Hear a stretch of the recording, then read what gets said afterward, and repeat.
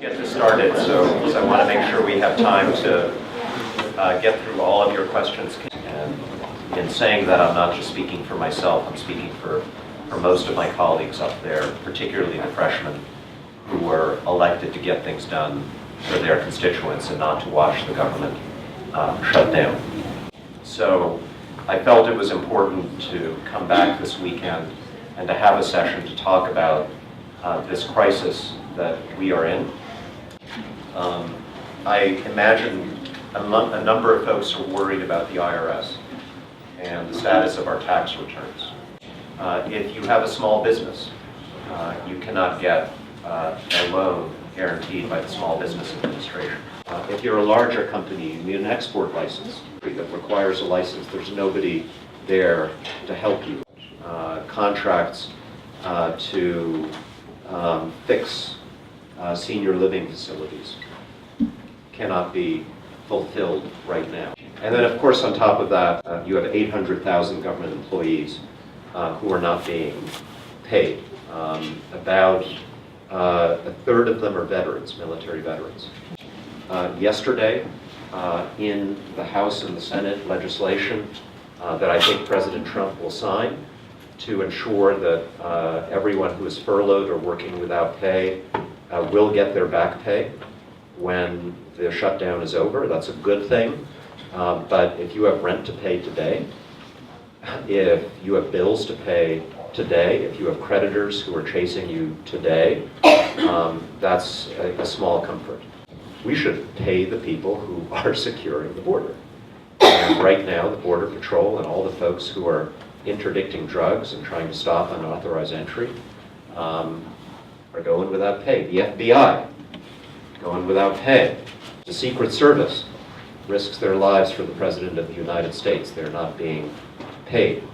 Now I'll tell you my point of view, and we can then build a discussion around it. My point of view is that this is not really fundamentally about border security or the wall that has been proposed on the Mexican border.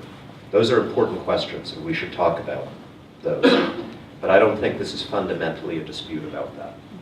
For me, this is fundamentally a dispute about whether it is appropriate, whether it is right to shut down the government of the United States, to hold these vital functions of government hostage when you can't get your way. If you cannot persuade the American people that your policy priorities are right, and I believe the President did not persuade the majority of Americans in the midterm elections that this should be the #1 priority. And the reason why I've taken the positions I have on this is that I think if we give into this, it will happen again and again and again and again, and our government will be in chaos for the next 2 years. As painful as this is, this has to be the last time. This has to stop here and now. So, what have we done? In the House of Representatives, what we have done is to pass a series of appropriation bills, spending bills, to reopen the parts of the government that have been closed. Appropriations bills that, with one exception, one important exception, will fund the government for the rest of the fiscal year. Now, how do we get out of it? Here's where we are. Democrats in the House are absolutely united. There's not a single crack. We're absolutely determined not to allow the politics of blackmail, of shutting down the government, to determine how we spend money in our democracy. That's not going to change. So, that's my report to you. And I would now love to open up the floor for questions, for comments. And again, let's start on the shutdown and border security if you want to raise it. And then after that, I'm open to anything else. If Trump resorts to a state of emergency on this matter? The governing law for emergencies is something called the National Emergencies Act, passed in the 1970s. And under that law, the Congress can pass a joint resolution overturning the emergency. Here's what's interesting about that law. If one house passes such a resolution, say the House of Representatives, in this case, the other house, the Senate, would have to take an up or down vote within 15 days. So the majority leader could not stall it. Yeah. Every senator, within 15 days of the House taking action, would have to say yes or no, not to the wall, not on border security, but on whether the president has the right to take money from the military to do something that the Congress has not allowed. And I would be prepared to lead in such an effort in the House if nobody else did, but I think there would be a long line of people in the United States, and I think ultimately we would win that debate as well. Gentleman in the back there. How about a national binding referendum on the subject of the wall? That would enable Congress to pass a clean funding bill for a while. You could pass whatever enabling legislation you had to pass. And, I mean, let's call the president's bluff. He says that he's got support on this. Both sides should agree that they're willing to do this. And it's about time that the president heard the voices of someone other than Rush Limbaugh and Ann Coulter and Laura Ingraham. Let the people have their say on this. Well, I would love that. I think he'd probably find an excuse not to be for that, because he's read the polls, and he knows that the majority of Americans support strong border security, but not a wall. But we can make things better, or we can make things worse. Right now, we're making them worse. The crisis that we are seeing at the border is self-inflicted. So I think sometimes about the last words that Obama was saying, as I recall, when he was president, was the remembering your power as a citizen. And I found that very difficult to hold on to until we flipped the House. And it was really a relief. And, you know, in between elections, you know, when you're saying put pressure on Mitch McConnell, or we have Senator Hooker, we have Senator Menendez, and we have you, and I have Congresswoman Watson-Coleman, but what is it that organized to do better, whether it be, I mean, are postcard parties effective, or are they just getting thrown away, are there, you know, voicemails are full, what is it that, you know, what really would be a power we have? You have it, and we showed it last year.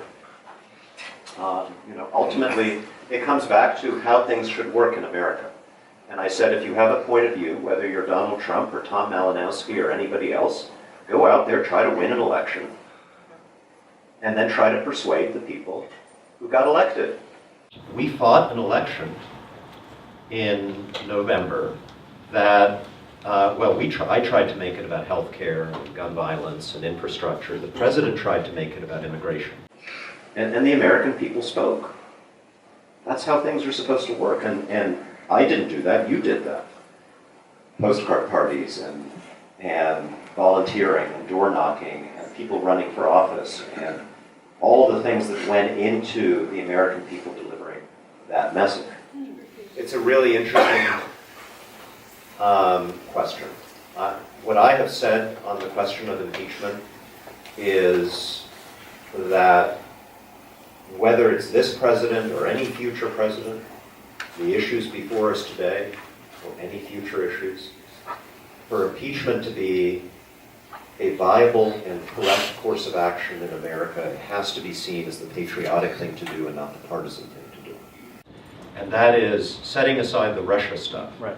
and allegations of collusion, is there a point at which a failure to perform constitutional duties becomes grounds for impeachment? There is a provision in the Constitution that says the president must take care that the laws are faithfully executed. Very important sentence. If the president were to go on vacation for 6 months and say, screw you Americans, I'm just not doing the job. He already is.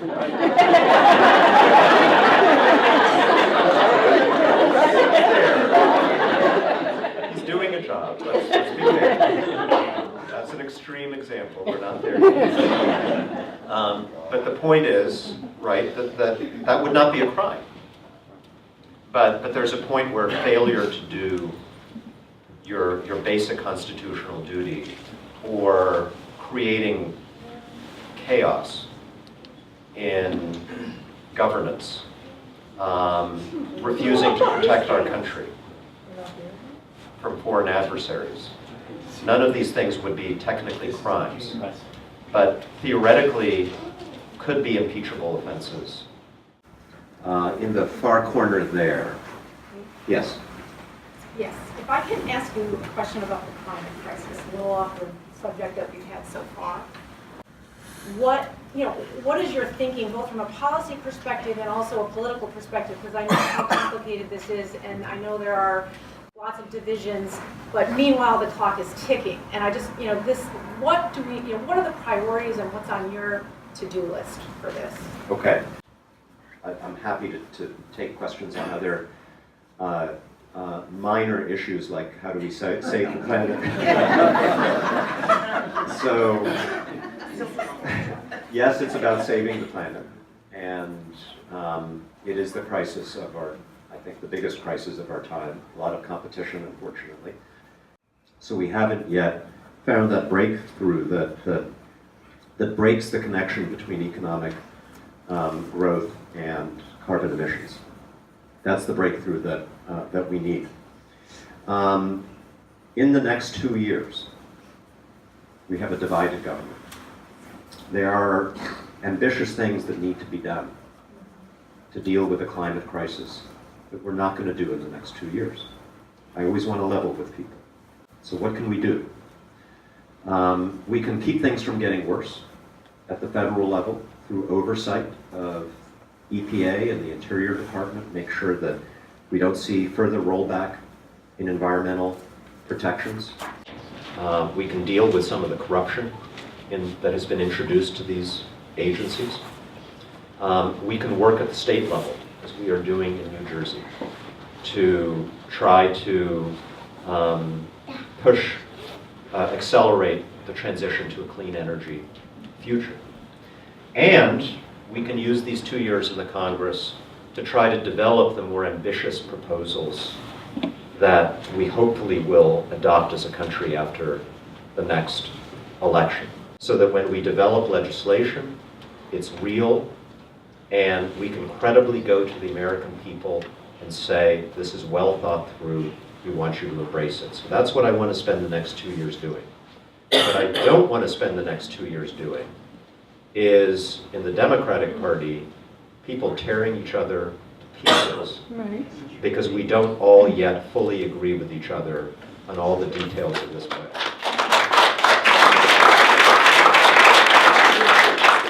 In the back there. Yeah, we've all been waiting for the Mueller report, right? So when that finally comes out, should we be concerned that the White House will be able to suppress some or all of it? And how do Democrats plan to manage that? Well, it's a good question. I think it's important that the American people know what happened in 2016 so that we can make the appropriate judgment, whatever that may be. And I think if the president is convinced that he did nothing wrong, then it's in his interest for information supporting that. Most of us will agree with that, and one way or another, it will happen the hard way or it will happen the easy way. I want to bring up another issue that deals with immigration. I'm the mom of 5 children adopted internationally, and they are legal citizens. They're in their 20s. There are thousands of families like mine in New Jersey, just New Jersey alone. And so it's a white parent and a Chinese child, like in my case. The questioning is unbelievable. Trying to prove, can you prove this child is yours? So as there's discussions about immigration reform, and what should happen is a clear delineation of ICE's responsibilities and what they cannot do. Yeah. Can I ask you, I'd applaud too. Leadership climate matters a great deal. Anybody who served in the military will tell you that. It's not just what the rules say, it's what your leadership, the values that your leadership conveys to you every single day.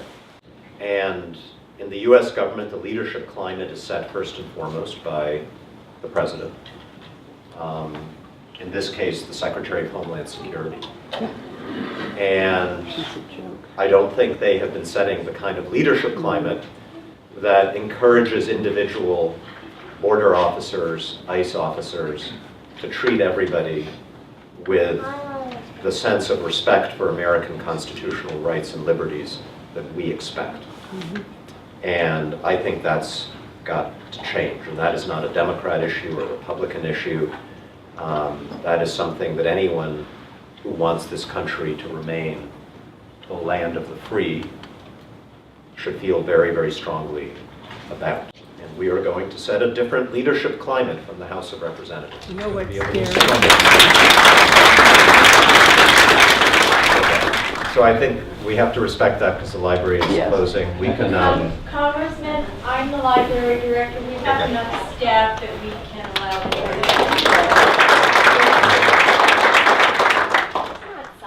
share these stories with me, because one of my jobs, by the way, I'm supposed to be fighting these big policy issues in Washington, D.C.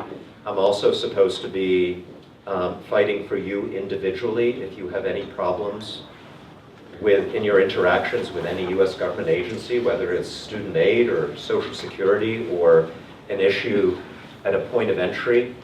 Michelle Drulis, my district director, is busy building out our staff right now. Be a little patient with us because I've been a congressman for a week, but those stories. We push back. Maybe they get one message from their leadership, they're going to have an angry congressman on the other line, and then we find a balance. I think if we can break the president of the habit of shutting down the government by not giving him everything that he wants, by solving this in a more responsible way, I think we will have established a very good working precedent for dealing with any additional mischievous actions of the sort that you just suggested. So let's get through this. We'll be in a better position.